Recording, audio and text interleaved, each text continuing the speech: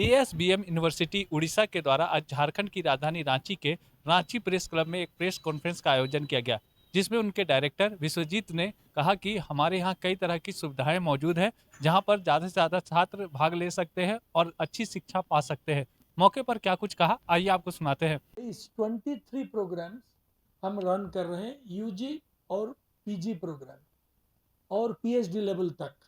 तो ये सारे प्रोग्राम में हमने एक ट्रेनिंग प्रोग्राम उनको देते हैं जो है फिनिशिंग स्कूल कॉन्सेप्ट, जिसमें सारे बच्चे, वो चाहे इंग्लिश पढ़े, चाहे इकोनॉमिक्स पढ़े, चाहे सोशल साइंस पढ़े या मैनेजमेंट पढ़े, बीबीए, हमारा जैसे बीबीए है, बीकॉम है, तो उनको पूरा कोर्स के साथ साइड बाय साइड इनको ट्रेनिंग दिया जाता है फॉर रेडीनेस। जैसे मैंने आपको कहा कि जीविका, ऑक्यूपेशन के लिए उनको एक एम्प्लॉयबिलिटी स्किल चाहिए, और वो एम्प्लॉयबिलिटी स्किल सिर्फ किताब से नहीं मिलेगा, उनको फर्स्ट हैंड एक्सपीरियंस लेने के लिए हमने फिनिशिंग स्कूल रखा।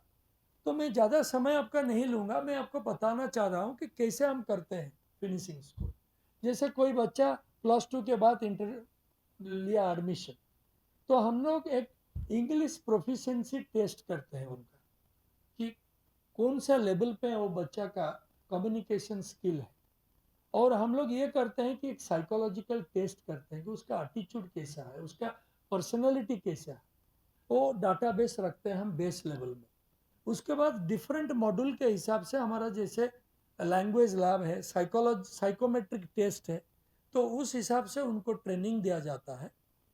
और स्लोली जब वो ट्रेनिंग लेते हैं, डिफरेंट मॉड्यूल ख़त्म करते हैं, तो फाइनल ईयर इंटरव्यू से पहले, जो जॉब इंटरव्यू हमारा कैंपस प्लेसमेंट ड्राइव होता है, उससे 3 महीना पहले हम इंडस्ट्री का जो प्रैक्टिशनर्स है, जो इंडस्ट्री में एक्सपर्ट्स है, उनको बुलाते हैं, एचआर हेड को। और इनको क्या बोलते हैं कि इसको हम बोलते हैं एक फुल ड्रेस रिहर्सल। इसका मतलब कि जैसे एक इंटरव्यू किया जाता है, जॉब इंटरव्यू, उसी हिसाब से इनका एक इंटरव्यू लिया जाता है, और उनमें क्या कमियां हैं, जो डेफिसिट है, उसको बता दिया जाता है। और उसी हिसाब से फिर लास्ट 3 महीना में हम लोग उनको ट्रेंड करते हैं, सो दैट कि फाइनल प्लेसमेंट जब कैंपस प्लेसमेंट ड्राइव होगा, वहाँ पे उनको 100% सक्सेस मिलता है। और मैं ये क्यों हाईलाइट कर रहा हूँ, जो भी यूनिवर्सिटीज है बाई एंड लार्ज, उसमें क्या होता है कि एकेडमिक कोर्स डिलीवरी किया जाता है, वो डिग्री तो मिल जाता है, अच्छा नंबर रख के पास हो जाता है, लेकिन जब जॉब इंटरव्यू के लिए हो जाता है तो इतना इफेक्टिव नहीं होता।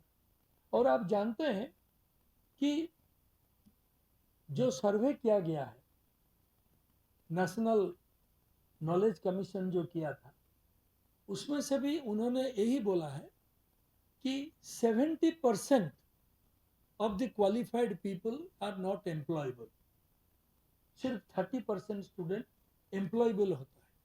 इसका मतलब ये नहीं है कि उनको नॉलेज नहीं है, उनको नॉलेज है, उनका एकेडमिक रिकॉर्ड भी बहुत अच्छा है, लेकिन कैसे इंटरव्यू को फेस करे, कैसे अपने आप को एक प्रोफेशनल के हिसाब से बनाए, तैयार करे, वो उनको देने के लिए कोई नहीं है।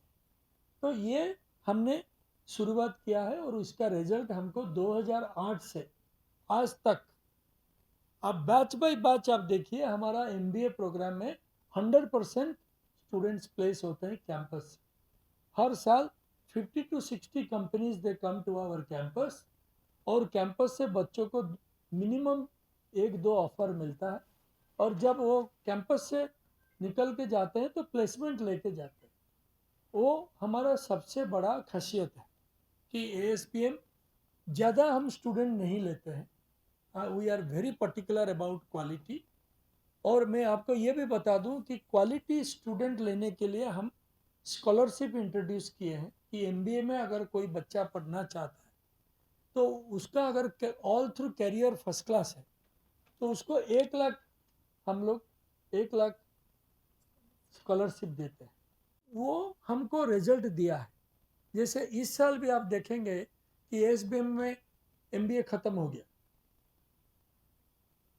ये बैच जो है उनका एग्ज़ाम ख़त्म हो गया, और सारे बच्चे अभी प्लेस्ड है, and they will be joining different companies. They have already joined. Some of them have already joined. Some of them will be joining. 100% place सारे बच्चे, जितने बच्चे हम लेते हैं उतना प्लेस हो जाते हैं, क्योंकि एमबीए में हम 60 से ज़्यादा बच्चे लेते नहीं. 60 स्टूडेंट्स वी पिकअप, और वही 60 स्टूडेंट हम कैरियर देख के लेते हैं, नेशनल टेस्ट के थ्रू से लेते हैं. अगर बच्चा अच्छा है और वो सिंसियर रहता है तो डेफिनेटली ही गेट्स ए जॉब, और बहुत अच्छा करते हैं हमारा बच्चे. ये मैं आपको बोलना चाह रहा हूँ. जैसे हिंदी बेल्ट से भी जो लोग आते हैं वो पढ़ाई में बड़ा माहिर रहते हैं, बट जॉब इंटरव्यू फेस करने में कभी कभी उनको दिक्कत होती है, जैसे मल्टीनेशनल कंपनी. तो ये जब वो ट्रेंड हो जाते हैं फिनिशिंग स्कूल का थ्रू में, तो उनको वो प्रॉब्लम नहीं रहता.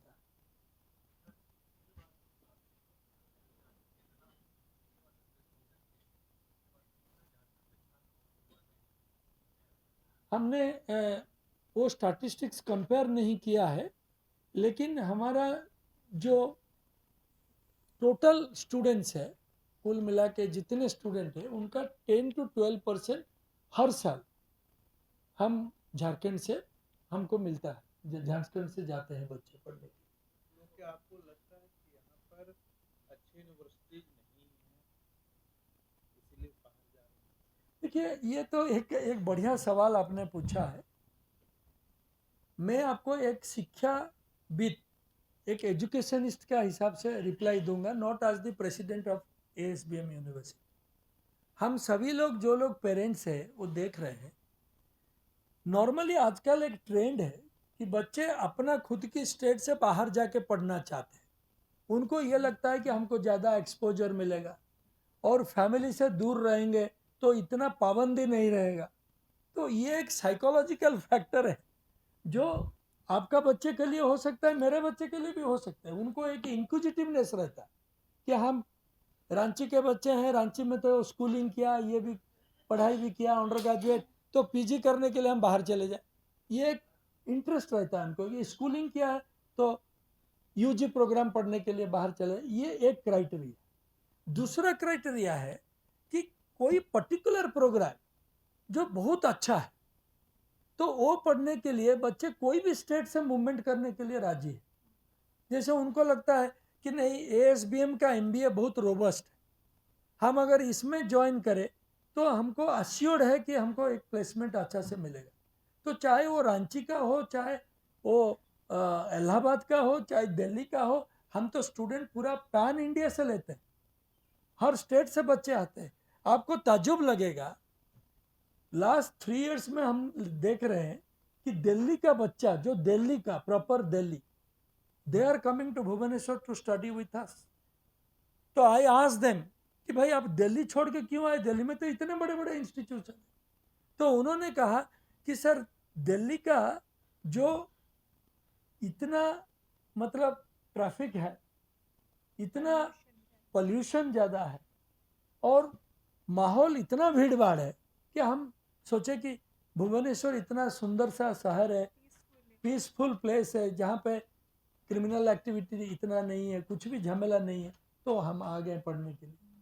और you will be surprise to know कि there are students from Delhi, they have studied under graduate, post graduate, दोनों हमारे पास पढ़े. रांची और भुवनेश्वर में समानता क्या है, अंतर क्या है?